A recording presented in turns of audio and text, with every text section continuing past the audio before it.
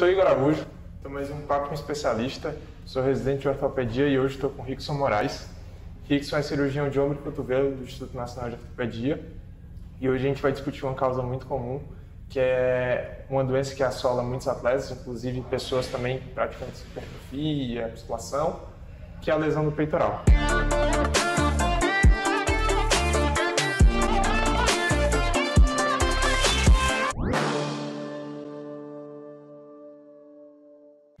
Como é que é essa cirurgia? É uma cirurgia complicada? Dura quanto tempo?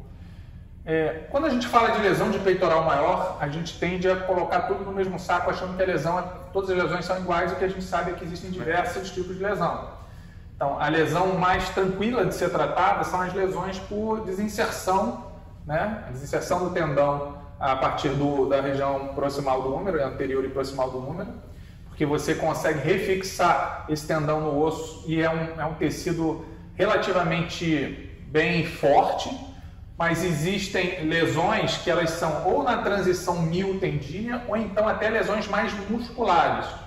Então, o que a gente vê, assim, pelo menos na prática diária, pacientes que usam esteroide de forma continuada e são muito grandes, né? Principalmente os fisiculturistas que são muito, muito fortes, é comum que haja uma lesão que às vezes tem características mais graves, ou seja, lesões musculares com delaminação do músculo, o que dificulta muito a reconstrução, né? Então, assim, isso vai depender muito da lesão. Se é uma lesão só por desinserção, é uma cirurgia que, teoricamente, você faz de maneira tranquila, uma cirurgia para demorar no máximo ali 1h30. O difícil, às vezes, é entender o que você está vendo, porque você pode ter diversos tipos de lesão no peitoral, mesmo ali junto da inserção humeral. Você pode ter uma desinserção das duas porções, né? Tanto a clavicular como a externo-costal, mas você pode ter também a desinserção só de uma das porções, que geralmente é a porção external, né? Que se insere por baixo da clavicular e mais acima, né? Em X. E aí, às vezes, é um pouquinho mais complexo para você entender essa anatomia e de que forma você deve reinserir essa lesão. Então, assim, depende muito do que você consegue visualizar na hora da cirurgia. Deixa eu fazer outra pergunta. No pós-operatório, você operou o paciente foi para casa, e aí eu queria saber quanto tempo demora para ele se recuperar, se passa um pouquinho dessas fases, e como é que é o rendimento dele no pós, seja vai fazer um supino, ou na academia, ou se ele vai poder voltar bem no MMA, no jiu-jitsu, no esporte dele. O que acontece é assim, na minha opinião e de muitos autores, o maior determinante de como vai ser a função é a característica da lesão inicial. Então, sua lesão por desinserção é bem diferente, por exemplo, de uma lesão muscular, né? Toda delaminada. Alguns autores acham até que você não deve operar uma lesão muscular, mas isso não é não é um ponto pacífico. Existem técnicas para você tentar unir músculo boca a boca, porque senão a deformidade é muito grande, né? Mas, então, assim, uma lesão dessa muscular, ela é mais complexa e o prognóstico diferente de uma desinserção. Mas, de maneira geral, a desinserção, que é a mais comum, você consegue reinserir bem, né? E aí você tem diversos dispositivos para usar isso, né? Você pode usar âncoras, pode fazer transósseos, você pode usar botões metálicos corticais, né? Que é a minha preferência. Então, quando você consegue fazer uma reinserção firme, o prognóstico costuma ser muito bom, ainda mais na fase aguda, tá? A única questão que a gente vai tentar é o seguinte: essa lesão do peitoral é uma lesão que ela é extra-articular. Então, a imobilização que se faz num pós-operatório de uma lesão de peitoral, por exemplo, ela dificilmente gera perda de amplitude e movimento no ombro.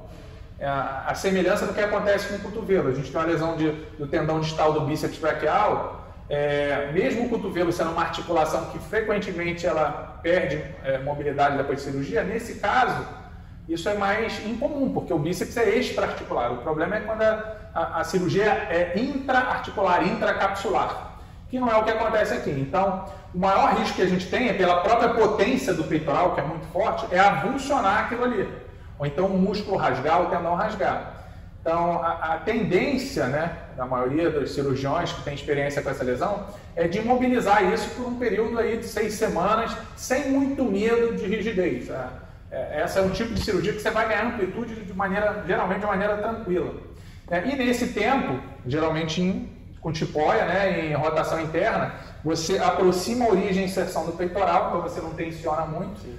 E você espera que inicie ali o processo de cicatrização. Com 6 semanas, na teoria, você conseguiria começar a fazer os pendularezinhos, soltar, ganhar a rotação externa bem de leve, sem muita pressa. Se for ver o que a literatura mostra, é que os trabalhos que são trabalhos de revisão mostram que a maioria dos autores elas liberam para o retorno ao esporte pós-cirurgia de peitoral maior entre 5 meses e meio a 6 meses.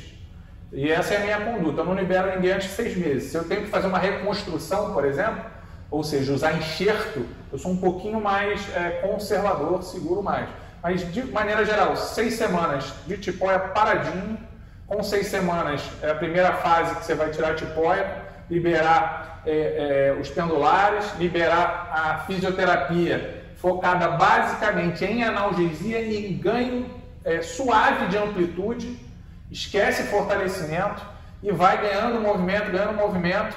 Geralmente com 4 meses, se já está com ganho completo de amplitude de movimento e sem dor, a gente começa a fortalecer esse peitoral. Mas assim, nada impede de você, nesse processo, até antes de 4 meses, fazer umas contraçõezinhas isométricas do peitoral só para trabalhar a musculatura e estimular, mas nada de fortalecimento antes de 4 meses. Né? Fortalecimento lá basicamente vai ser na fisioterapia, com 6 meses é que você vai liberar para voltar para a academia, e aí vai voltar com carga bem leve e progredindo de maneira bem pausada, vamos dizer assim, sem querer acelerar demais esse processo de fortalecimento. E esses pacientes que você operou, inclusive eu sei que você operou pessoas assim conhecidas, voltaram bem para o esporte? Geralmente volta, né? O fisiculturista, principalmente, tem a questão estética, que às vezes ele está com uma força boa, amplitude boa, mas a questão estética para eles é muito importante. Existem até modalidades dentro do fisiculturismo que a simetricidade é importante. Então, às vezes você fica com uma cicatriz um pouquinho mais retraída por causa da fibrose, que é normal. Eles ficam insatisfeitos mais pela questão estética, mas não é tão comum isso. Tá? Mas nesse tipo de atleta, às vezes a questão não é nem função, é mais estética. A gente tem que falar isso desde o começo. Vai ficar com uma cicatriz, vai ficar uma fibrose ali, um pouquinho mais baixo. Mas de maneira geral, assim, existem até trabalhos em que foi realizado a avaliação de torque muscular e força com dinamômetro isocinético, mostrou que tem uma diferença muito pequena do lado operado para o contralateral, mas isso não tem repercussão nenhuma clínica, não tem disfunção clínica, geralmente volta bem, sem nenhum tipo de disfunção. O negócio é respeitar os períodos todos, né, as fases, não tentar acelerar o processo demais. Rickson, assim, eu queria te agradecer mais uma vez por estar aqui, é muita informação de qualidade, espero que a gente tenha ajudado o maior número de pessoas. Eu sempre peço para eles deixarem os comentários, curtir e compartilhar para que a nossa voz chegue realmente para as pessoas que precisam disso. E assim, eu só tenho que te agradecer, foi um engrandecimento muito grande para mim e para as pessoas que estão nos assistindo. E eu queria que você deixasse uma última mensagem. Bem, eu queria agradecer também mais uma vez o convite, eu acho que essa iniciativa é importantíssima, para que a gente leve conhecimento, né? O conhecimento não tem que ser retido, ele tem que ser difundido, né? E é um prazer enorme poder compartilhar com todos um pouco dessa experiência que eu adquiri ao longo dos anos. E a minha mensagem final é essa: estudem. Eu acho que a gente não tem que parar no tempo, né? A medicina evolui como qualquer área, né? A gente não tem que considerar em determinado momento da sua carreira que você já sabe de tudo e conhece tudo. Eu acho que a gente está num aprendizado que é eterno. E é isso, criar a disciplina de estudar, de ler, e vai aprender com os mais novos também têm que aprender com os mais velhos, e isso é uma troca constante. Rickson, obrigado. Grande abraço aí.